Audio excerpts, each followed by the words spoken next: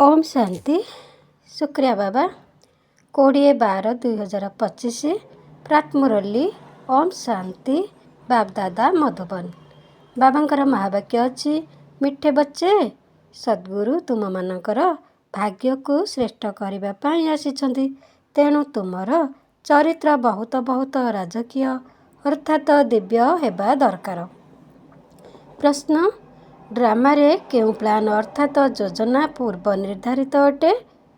ସେଥିପାଇଁ କାହାକୁ ଦୋଷ ଦିଆଯାଇପାରିବ ନାହିଁ। ଉତ୍ତର, ଡ୍ରାମାରେ ଏହି ପୁରୁଣା ଦୁନିଆର ବିନାଶର ପ୍ଲାନ୍ ପୂର୍ବ ନିର୍ଦ୍ଧାରିତ ଅଟେ। ଏଥିରେ କାହାର ବି ଦୋଷ ନାହିଁ। ବର୍ତ୍ତମାନ ସମୟରେ ଏହାକୁ ବିନାଶ କରିବା ପାଇଁ ପ୍ରକୃତିକୁ ଖୁବ୍ ଜୋରରେ କ୍ରୋଧ ଆସିଯାଉଛି। ଚତୁର୍ଦିଗରେ ଭୂମିକମ୍ପ ହେବ, ଘର ସବୁ ଭାଙ୍ଗିଯିବ, ପ୍ରବଳ ବନ୍ୟା ଆସିବ, ମରୁଡ଼ି ପଡ଼ିବ। ସେଥିପାଇଁ ବାବା କହୁଛନ୍ତି, ସନ୍ତାନମାନେ ଏବେ ଏହି ପୁରୁଣା ଦୁନିଆରୁ ନିଜର ବୁଦ୍ଧିଯୋଗ ତୁଟାଇ ଦିଅ। ସଦ୍ଗୁରୁଙ୍କର ଶ୍ରୀମତ ଅନୁସାରେ ଚାଲ। ଜୀବିତ ଅବସ୍ଥାରେ ଥାଇ ମଧ୍ୟ ନିଜର ଦୈହିକ ଚେତନାକୁ ଭୁଲି ନିଜକୁ ଆତ୍ମା ଭାବି ବାବାଙ୍କୁ ମନେ ପକାଇବାର ପୁରୁଷାର୍ଥ କରିଚାଲ। ମିଠେ ମିଠେ ଶିଖିଲଧେ ସନ୍ତାନମାନଙ୍କ ପ୍ରତି ମାତା ପିତା ବାପ ଦାଦାଙ୍କ ୟାଦ ପ୍ୟାର और गुड मॉर्निंग। रूहानी बाप को रूहानी बच्चों को नमस्ते। आत्मिक संतान मानकर आत्मिक माता पिता बाप दादा को याद प्यार नमस्ते नमस्ते नमस्ते।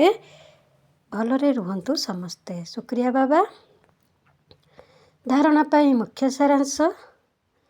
एक नंबर, यही देहर नाम रूपरू न्यारा अर्थात अलगा होई देही अभिमानी हेबाकू पड़िबो। सद्गुरुंकर निंदा हेबा भली कौनसी कर्म करिबार नहीं। 2 नंबर, माଳାର ଦାନା ହେବା ପାଇଁ ବହୁତଙ୍କୁ ନିଜ ସମ୍ମାନ କରିବାର ସେବା କରିବାକୁ ହେବ।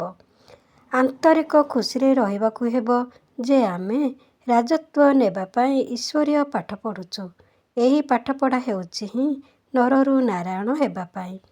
ବାବାଙ୍କର ବରଦାନ ଅଛି, ନିରନ୍ତର ଯୋଗ ଦ୍ୱାରା ଅବିନାଶୀ ରୋଜଗାର ଜମା କରୁଥିବା ସର୍ବ ସମ୍ପତ୍ତିର ଅଧିକାରୀ ଭବ। ଯଦି ନିରନ୍ତର ଯୋଗ ବା ସ୍ମୃତି ଦ୍ୱାରା ପ୍ରତିପାଦରେ ରୋଜଗାର ଜମା କରିଚାଲିବ, ତେବେ ସୁଖ ଶାନ୍ତି ଆନନ୍ଦ ପ୍ରେମ ଏହିସବୁ ସମ୍ପତ୍ତିର ଅଧିକାରର ଅନୁଭବ କରିବାକୁ ଲାଗିବ। କୌଣସି ପ୍ରକାରର କଷ୍ଟ ତୁମକୁ କଷ୍ଟ ଭଳି ଲାଗିବ ନାହିଁ। ତେବେ ସଙ୍ଗମ ଯୁଗରେ ବ୍ରାହ୍ମଣମାନଙ୍କୁ କୌଣସି କଷ୍ଟର ଅନୁଭବ ହୋଇପାରିବ ନାହିଁ। ଯଦିଓ କୌଣସି କଷ୍ଟ ଆସି ବି ଯାଉଛି, ତେବେ ତାହା ବାବାଙ୍କୁ ମନେ ପକାଇ ଦେବା ପାଇଁ ହିଁ ଆସୁଛି। ଯେପରି ଗୋଲାପ ଗଛର କଣ୍ଟା ଫୁଲକୁ ରକ୍ଷା କରିବାର ସାଧନ ହୋଇଥାଏ, ସେହିପରି ଏହିସବୁ କଷ୍ଟ ବା ଦୁଃଖ ଇତ୍ୟାଦି ଆହୁରି ଅଧିକ ବାବାଙ୍କୁ ମନେ ପକାଇବା ପାଇଁ ନିମିତ୍ତ ହୋଇଥାନ୍ତି। ସ୍ଲୋଗାନ, ସ୍ନେହ ସ୍ୱରୂପର ଅନୁଭବ ତ ଶୁଣାଉଛ, ଏବେ ଶକ୍ତି ସ୍ୱରୂପର ଅନୁଭବ ଶୁଣାଅ। ବାବାଙ୍କର ଅବ୍ୟକ୍ତ ଇଶାରା ଅଛି, ଏବେ ସମ୍ପନ୍ନ ବା କର୍ମାତୀତ ହେବାର ତୀବ୍ର ଇଚ୍ଛା ପ୍ରକଟ କର।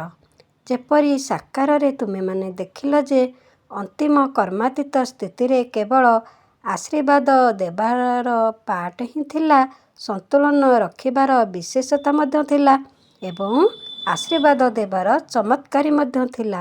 ଏହିଭଳି ଫଲୋଫାଦର କର ସହଜ ଏବଂ ଶକ୍ତିଶାଳୀ ସେବା ହିଁ ଘଟେ। ଏବେ ବିଶେଷ ଆତ୍ମାମାନଙ୍କର ପାର୍ଟ ହେଲା ସମସ୍ତଙ୍କୁ ବ୍ଲେସିଂ ଅର୍ଥାତ୍ ଆଶୀର୍ବାଦ ଦେବା। ଚାହେଁ ନୟନ ଦ୍ୱାରା ଦିଅ, ଚାହେଁ ମସ୍ତକମଣି ଦ୍ୱାରା ଦିଅ। ଓମ୍ ଶାନ୍ତି, ଓମ୍ ଶାନ୍ତି, ଓମ୍ ଶାନ୍ତି।